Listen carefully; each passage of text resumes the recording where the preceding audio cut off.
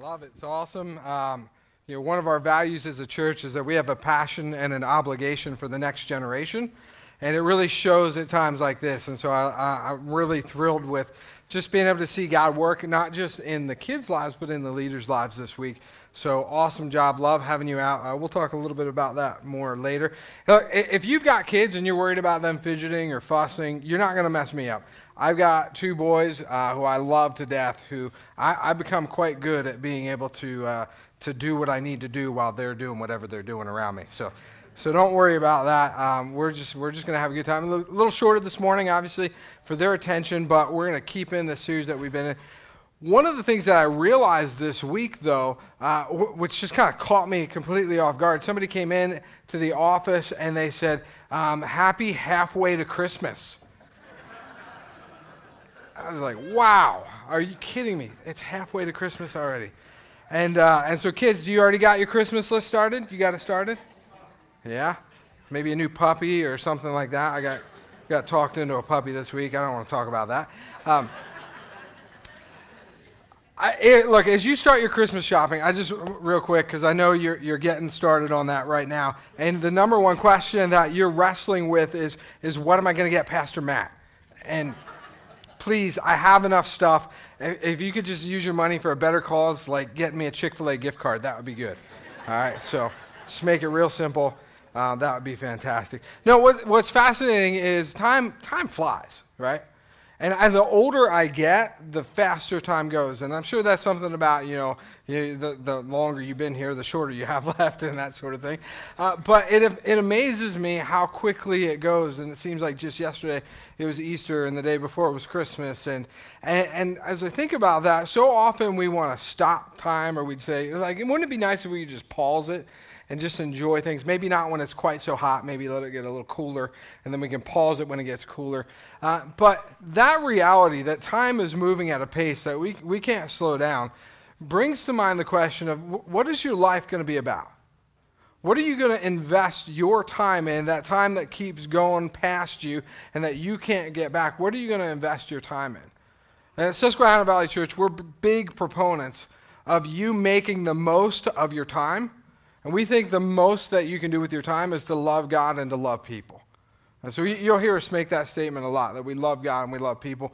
And we want that to be the majority of what we do with our time. And we want to encourage you to be a church where you take it out of here and you go into your houses, you go into your neighborhoods, into your workplaces, and you love God and you love people there.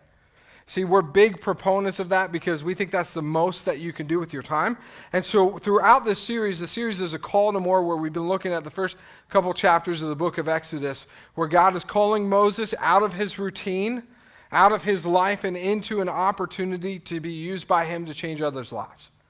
And what we've been looking at is that God is calling him past a casual life to an intentional life. Past just going through the same thing, waking up, eating some food, going to work, coming back, eating some food, and going to sleep and doing it again. Called to more is this idea that the most noble thing that you can do in this life is to love the people around you the way that God calls you to. That's it. At the end of the day, it doesn't matter how many letters are in front of your name or how many zeros are at the end of your paycheck. What matters is the way that you've used the time that God has given you to love the people that he put in your life. And so this Call to More series is really saying, what if God wants you to intensify what he's called you to do in life? That he wants you to be more aware of opportunities to serve others, to care for them, to be generous to them, to help guide them. And if that's his call to you, what's your response? What are you going to do in response to that? So we've been looking at this story of God and Moses, and specifically last week we started with this idea of God appearing to Moses in the bush, right? In the bush that's on fire, but it doesn't burn up. And God's interrupting his routine, calling him to responsibility. And really the whole point of that, as we talked about last week, is that this bush is on fire. It's not being consumed by the fire, and God's sustaining it. And God's saying to Moses, I'm going to ask you to do things in life. They won't consume you. You'll be sustained in me. And Moses' response, do you remember his response? Where he just makes excuse after excuse after excuse. And we're going to start out in chapter 4 today with nothing new. Moses has just got another excuse. In verse 4, chapter 1, Moses answered, "What if they do not believe me or listen to me and say, 'The Lord did not appear to you'?" Moses comes along and says, "God, what if this doesn't work? What if this whole plan to lead the Israelites out, what if I go back and I talk to them and they just don't believe me? God, what's your contingency plan when plan A doesn't work out? What's your fallback here, God?" And in response, what God does is he offers a demonstration of his power to demonstrate that he can change things that we don't think can be changed. So he says to Moses, what's in your hand? And Moses holds up a staff. He says, "Throw it on the ground and it'll turn into a snake." So he throws it on the ground and it turns into a snake. And then God says, "Take your hand, which is perfectly healthy, put it into your cloak," and he pulls it out and it's diseased. And he says, "Now put it back." And he puts it back and it's healthy again. And God is demonstrating his ability to change the things that we don't think can be changed. And so we've got Moses, who is then going to be faced with this divine miracle, and his response is in keeping with who Moses has been the entire time. In verse 10, Moses said to the Lord, "Pardon your servant, Lord. I have never been eloquent, neither in the past nor since you have spoken to your servant. I am slow of speech and tongue."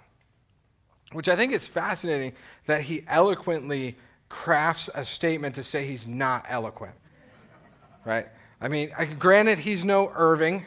He doesn't have, what kind of accent is that even? I'm really torn if he's got like Australian and South Africa. I don't really know what it is. Anyway, but Moses has this excuse of, I'm not eloquent, and God says to him this, in this kind of sweeping statement to eliminate any excuse that Moses could come up with from this point on. Really any excuse that you or I could come up with in terms of our saying, "God, I don't know about this. I'm not really the one for this. I'm not sure if I'm able to follow you. I'm not sure if I'm able to make that sacrifice. How will life work out if we give the way that you call us to give?" All these excuses that we might have and are kind of erased in what God says right here to Moses. Who gave human beings their mouths? Who makes them deaf or mute? Who gives them sight or makes them blind? Is it not I, the Lord? Now go, I will help you speak, and will teach you what to say. And so in this one sweeping comment, anything possible that Moses could say, "Oh, God, but I can't because," or "It won't work because," it is taken off the table. Because God says, "Moses, I don't care what your ability is when you open your mouth. I don't know if you know this, Moses, but I actually made that. I designed it. And so if there's a limitation that you're afraid of, I can overcome it." And so the maker of the mouth is not limited by what the mouth can do. The maker of the eyes is not limited by what our eyes can dream of happening, right? Especially if it has to do with God being able to change what we deem to be unchangeable. If these weren't enough to eliminate the excuses, God goes on to tell Moses that he'll be with him, that he takes a measure of personal responsibility within the things that he asks Moses to do. And I would say from the New Testament and the things that Jesus teaches, God would echo that same truth today. That God would be right there with us to teach us, to bring us confidence, to offer us strength. Because what the Bible presents about God is that God is personally engaged. He's not distant and removed. I remember my first job that I ever had. You remember your first job? I don't know what it was. For me, my first job was stocking shelves at a grocery store. And our manager, we'd see him for 2 minutes at the start of the shift, and we wouldn't see him at the end. That was it. We saw him for 2 minutes. And you can imagine what a group of teenagers did in a grocery store without a manager. But we'd see him for 2 minutes, and that was it, because he didn't care. He had no investment. This was a stepping stone to another job that he could put on his resume. He just didn't care. That's not the God that the Bible presents. God doesn't say, "Hey, Moses, this is what I need you to do. I'll check in with you later." No, he's like, "Moses, I get that you're concerned about your ability to speak. I get that you're concerned about their ability to be convinced. I got it. I got the part of this that you're afraid of." And so essentially the message from God to Moses is that his power and his presence are sufficient to overcome our inability. His power and his presence are sufficient to overcome our inability. I was reading a theologian this week, Waldemar Hansen, who says, the theme of God's ability to use those who are naturally unqualified extends throughout the Bible. The theme of God's ability to use those who are naturally unqualified extends throughout the Bible. Do you understand what that means? That means the more you come up with reasons for why you're not qualified, the more attractive you start to appear as a candidate to God. The more that your resume discredits you, the more intrigued God is in you. The shadier the background, the shadier the past, the brighter the candidate. Because God's not limited by you. In fact, frequently, as Waldemar Hansen points out, God keeps using the people who write themselves off, and God says, I haven't written you off. Because you've seen what you can do with your mouth based on your abilities. You've seen what you can produce with your eyes, and I'm the maker of those things. And I'm in no way limited by this. The more disqualified you are, the more qualified you are. And what I found throughout ministry and being a pastor for like 13 years now is people will often eliminate themselves from being able to play, to participate in what God's called them to. They'll come up with a list of reasons or excuses. And I remember Buzz, my neighbor down the street at the place we came from, and Buzz would say, nah, if I ever set foot in that church, the anvil would fall on my head, the lightning would strike, and the whole place would be on fire. Like, Buzz, that's not the case. Trust me, we got insurance anyway. Don't worry about it. But we'll come up with this list of reasons why. And my issue is, look, I love you, but you're wrong. Because God repeatedly reaches out to people who don't think they can. And you know why he does that? Because you're not going to take credit for it at the end. You're not going to get to the end where you've seen God work and you've seen him love people and care about people. And you're not going to say, that I was pretty awesome, wasn't I, God? So that's why God picks Moses, because Moses is going, I can't. And God goes, you're perfect. You don't think you can do it, so you're going to have to trust me like crazy. Come on out, Moses. You can play first base. Let's go. Not even your disinterest disqualifies you.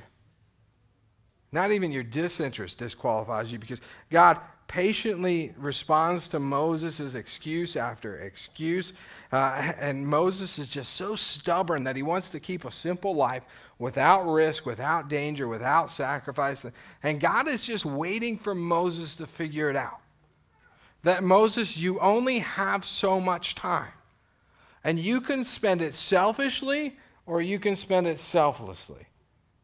You can do what Moses wants to do and be comfortable, or you can be used by me, Moses, and I'll use you to lead millions of people out of slavery. You figure it out, Moses.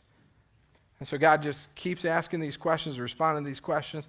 And what we see is that our excuses only serve to excuse us. Because that's really what Moses is doing, right? Moses is coming up with excuses, and at the end of the day, they only serve to excuse him from an opportunity to be used by God to have an impact in this world. In the fleeting time that he has, Moses is going, no, I'd rather just stay home. You know what excuses are like? Excuses are like preparing a plate for yourself when you have a bunch of hungry guests over, because it's only concerned about you. So just imagine, let's say you had a bunch of guests over to your house, and you woke up in the morning and everybody's sitting around the table and everybody's hungry. So you go over, you grab a bowl and you grab a whisk and you start to make some pancakes. You got the batter and you put it in the pan, you cook it up, and you got this big old stack of pancakes there, right? And you sit down at the table and the pancakes are only in front of you. That's what excuses are like. Excuses are like, I'm only going to be concerned about my appetite, not the needs of everybody else, not the opportunity to care for the people around me that God has brought into my life for a reason. Moses, you know what Moses is doing in this conversation with God? God, I got my pancakes. I'm good. I'm going to take my pancakes and go home. Moses is only concerned about himself.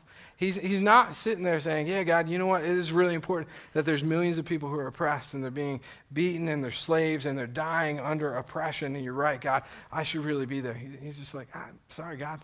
No, I'm good. Because excuses only serve to excuse us. Look at how it ends. Exodus 4 and verse 13. Or look at the next verse anyway. But Moses said, pardon your servant, Lord. Please someone else. I got my pancakes. I'm good. Please send someone else. Maybe it's just time to let God's love lead us to love others more. Maybe we've just had our fill of pancakes. And we've done life worrying about ourselves and taking care of ourselves and taking care of our desires and our wants. And everything we think about it is what's going to be best for me. Maybe it's just time to say, I'm not going to be so caught up with me anymore. I've had my fill. And I understand that I only have so much time on this life that I'm going to stop making excuses and start making investments. Because that was Moses' opportunity. He was either going to make an excuse or he was going to make an investment. To say, God, I believe what you're doing is right. I love you. I love people. I'm going to join you. I referenced at the beginning that we as a church, we have these values, and one of the values is the passion and obligation for the next generation. And that takes an investment, doesn't it? Because these guys take some energy to love. I don't know if you figured it out by now, but they have ways to press little buttons in your life that can make it difficult to love them sometimes, but we've got a passion and we have an obligation for the next generation. And so we as a church will do all kinds of things. So we'll invest our time, our energy, our resources, our finances into VBC for a week because we think it's worth it. We're not going to make excuses. We're going to make investments. One of the things that I love from this week was somebody at the beginning of the series felt challenged by God, this call to more, and he said, I've never been involved in VBC before. We call it VBC, Vacation Bible Cool, because school's not cool, so yeah. But he said, I've never been involved in that before, but this whole call to more thing has got me thinking, so I'm gonna volunteer. So I'm gonna do this. I'm scared, I don't know, but I'm gonna do this. And what I loved about that was seeing that guy the first time. I'm like, he looks like he's been doing this for years. It just looks natural. And just to see his kids gather around him, and it came time for snack time, and he's feeding them some extra candy he brought from home. I'm like, are you kidding me? Like, no wonder my kids don't like me. Man. He called them Poppy's Pals. Poppy's Pals. And I love it. Because you know why? He could have went fishing. He could have went golfing. He could have sat on the couch. He could have mowed his lawn. But he didn't make an excuse. He made an investment. And that's what God calls us to do in life. To look at life and say, I only have so much time here. So what am I going to do with it? You know, in the fall, we're going to do a bunch of things to work with kids and even reach some of the kids in our community, to love them, especially some of the ones who are in need. Man, I'd love for you to make an investment more than you made an excuse. And I don't even just mean financially. And you got to understand, if you've been coming to church for a long time, you know that money is not something that drives me, but your heart is. And so I'd love for you to make an investment with your heart before you made an excuse about that. And I was thinking about this whole, like, we only have so much time thing the other day. Because this is the time of the year when these guys like to live in your house, right? Yeah. Doesn't it just gross you out that that's even up there? I'm curious to see if any of you are going to, like, start itching or, like if you're real mean, you could, like, tap the person's head in front of you and make them think, yeah. The house that we used to live in was real bad for this. I don't know why, but we had flies that would be a pain a lot, and they would always seem to, like, lay dormant during the day, and then when I went to bed, it was like they just needed to come land on my head every 30 seconds. It would drive me nuts, and I would spend like half an hour to an hour trying to get all the flies that were in the house, and I just couldn't. And they would bombard me all night long. And so like I went and I researched. I was like, how long are they going to be alive? Like until they at least, if I can't kill them, how long till natural consequences take over? And 28 days. 28 days. And I'm laying there at night thinking, you're going to spend a whole 7 days of your existence making me go crazy. Like, that's it. You're going to invest a quarter of your life into driving me crazy. If I was a fly, I would get out and see the world.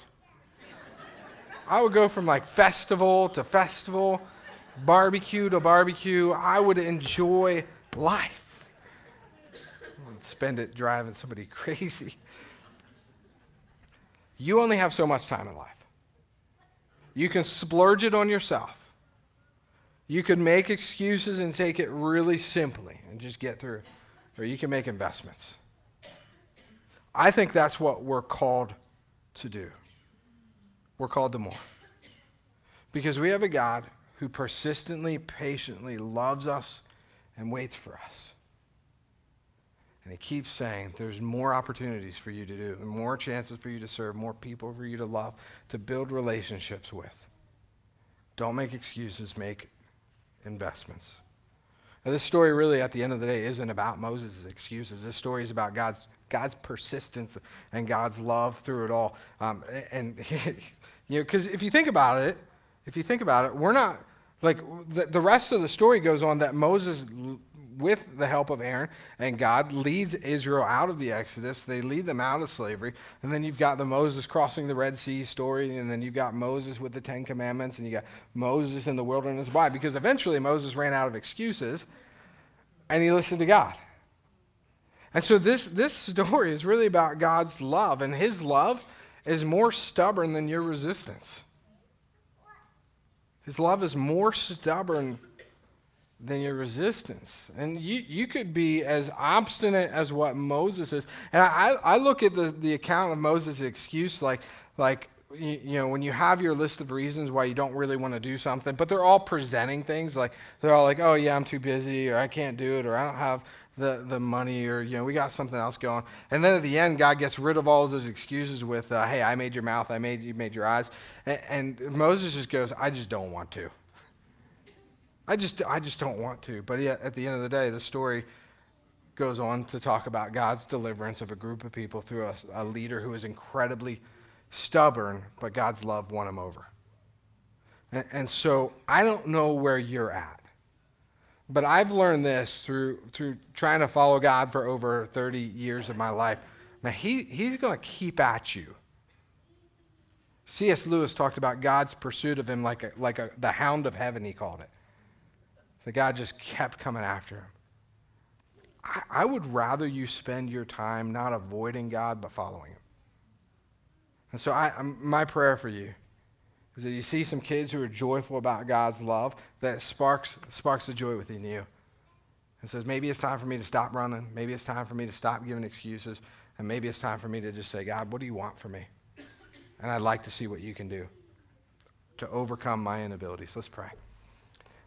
God, I thank you so much for this opportunity. I thank you for these kids, Lord. And right now, their lives seem so innocent and seem so fun. And Lord, they're in a world that wants to take that from them. They're in a world that wants to scare them and hurt them. And Father, we as a church are called to be a church that helps to raise them in joy and love. And Father, I pray this can be a place where they feel safe, they feel cared for, they feel important. Because the reality is, Lord, in 15, 20 years, they're going to be the ones up here leading. And so, Father, I pray for them, and I ask that you would guide them through life, that you would help us to be a church that makes investments in their lives so that we hand over a torch to a generation that's just excited about you. For each of us individually, Lord, I pray that we would be a people that look at you and just actually trust what you want to do in our lives. And it's easier said than done, but Lord, I just want us to be a people where we get to see when you take the reins what can happen. We love you and we praise you in your Son's name. Amen.